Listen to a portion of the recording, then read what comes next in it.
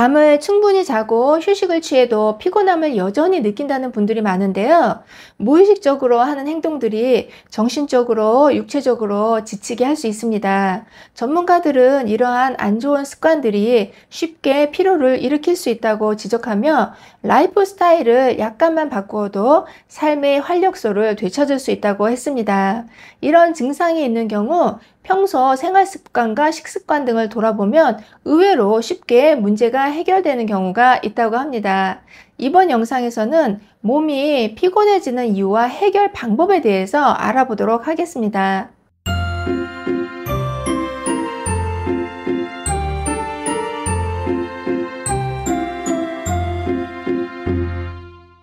안녕하세요. 건강한 장수를 위한 모든 정보 장수마을입니다. 현대인들은 과도한 업무와 대인관계, 또 학업 등으로 만성 피로에 시달리는 경우가 많습니다. 하지만 스트레스를 많이 받거나 잠이 부족해서 피곤한 것만은 아니었습니다. 우리가 무심코 행하는 작은 습관도 몸과 마음을 지치게 하는데요. 첫 번째 이유로는 물을 충분히 마시지 않기 때문입니다.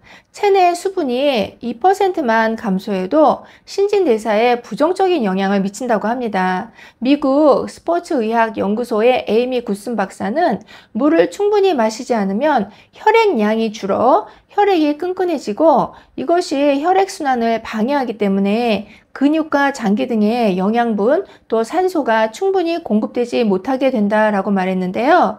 이로 인해서 건강 악화뿐 아니라 졸리거나 피곤한 증상이 나타날 수 있기 때문에 평소 충분한 양의 수분 섭취를 통해 탈수 증상을 예방하는 것이 중요합니다. 그렇다면 얼마큼의 양이 나에게 필요한 수분 섭취량일까요?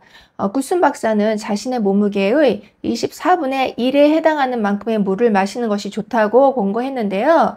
하지만 필요 수분량은 계절이나 활동량 등에 따라 차이가 있을 수 있기 때문에 적정 섭취량은 사람에 따라 조금씩 다를 수 있다고 합니다. 두 번째 요인으로는 철분이 부족하기 때문이라고 하는데요. 철분이 결핍될 경우 몸이 약해지고 과민해지며 집중하기가 어려워지게 됩니다. 따라서 평소 빈혈 예방을 위해 철분이 많이 함유되어 있는 식품을 섭취해 주는 것이 좋습니다. 철분이 풍부한 음식에는 돼지고기나 닭고기, 소고기 등의 육류와 굴이나 사과, 딸기, 감자 등이 있고요. 비타민C가 풍부한 음식을 같이 섭취해주면 철분의 흡수력이 더욱 높아진다고 하니 참고하시기 바랍니다. 세 번째 요인으로는 아침 식사를 거르는 건데요. 신체는 수면 시 저녁에 섭취한 음식의 에너지를 이용해서 혈액이 체내에서 원활하게 순환되도록 한다고 합니다. 이런 이유로 아침에 일어났을 때 다시 음식 섭취를 통해 에너지를 공급해 주지 않으면 몸에 기운이 없는 것처럼 느끼게 된다고 하는데요. 이에 대해서 굿슨 박사는 아침 식사는 신진대사에 시동을 걸어서 몸에 불을 지피는 것과 같다라고 말했습니다. 네 번째 요인으로는 정크푸드 섭취인데요. 다량의 설탕과 탄수화물로 이루어진 정크푸드를 섭취하게 되면 혈당이 급격하게 올라가게 됩니다. 이렇게 혈당이 급상승했다가 다시 급격히 떨어지는 경우 피로를 느끼기 쉬우며 전반적인 건강에도 좋지 않은 영향을 미치기 때문에 건강한 식단으로 혈당을 일정하게 유지하는 것이 좋습니다. 다섯 번째 요인으로는 커피를 지나치게 많이 마시는 건데요. 적당량의 커피 섭취는 문제가 없지만 과다하게 섭취했을 경우 또는 늦은 밤에 커피를 섭취하게 되면 수면 주기를 방해할 수가 있습니다. 왜냐하면 신체에 카페인이 과다 축적될 경우 수면 주기를 조절하는 활성 세포의 부산물인 아데노신이 억제되기 때문이라고 하는데요. 보통 취침 전 서너 시간 이내에는 음식물을 섭취하지 않는 것이 좋다고들 하죠. 하지만 커피에 함유된 카페인의 경우 임상수면의학 저널에 발표된 연구에 따르면 취침 6시간 전에 마신다 하더라도 수면에 나쁜 영향을 줄 수 있다고 합니다. 따라서 질 좋은 수면을 위해서는 이른 오후가 넘는 뒤에는 커피를 되도록 섭취하지 않는 것이 좋다고 합니다. 여섯 번째 요인에는 노라고 쉽게 거절하지 못하는 건데요. 많은 사람들이 거절을 하게 되면 나쁜 사람이 되는 것 같고 상대와의 관계에서 오는 불편함이 싫어서 거절을 잘 하지 못한다고 합니다. 물론 스스로 부담 없는 선에서 들어주는 부탁은 서로의 기분을 좋게 만들 수 있지만 자신의 한계를 넘어선 부탁에도 거절하지 못해서 들어주게 된다면 이것은 여러분을 굉장히 피곤하고 화나게 만들 수 있습니다. 따라서 이런 경우라면 좋은 사람이 되기 위해서 관계가 불편해지는 것이 두려워서 상대의 요청을 수락하기보다는 현명한 거절의 방법에 대해 고민해 보는 것이 좋습니다. 몸을 피곤하게 만드는 7번째 요인에는 부정적 사고가 있습니다. 불안과 상상력이 만나 증폭될 경우 걱정이 생기게 되고요. 이런 부정적 사고를 많이 하게 되면 불안감으로 인해서 정신적으로 매우 지치게 됩니다.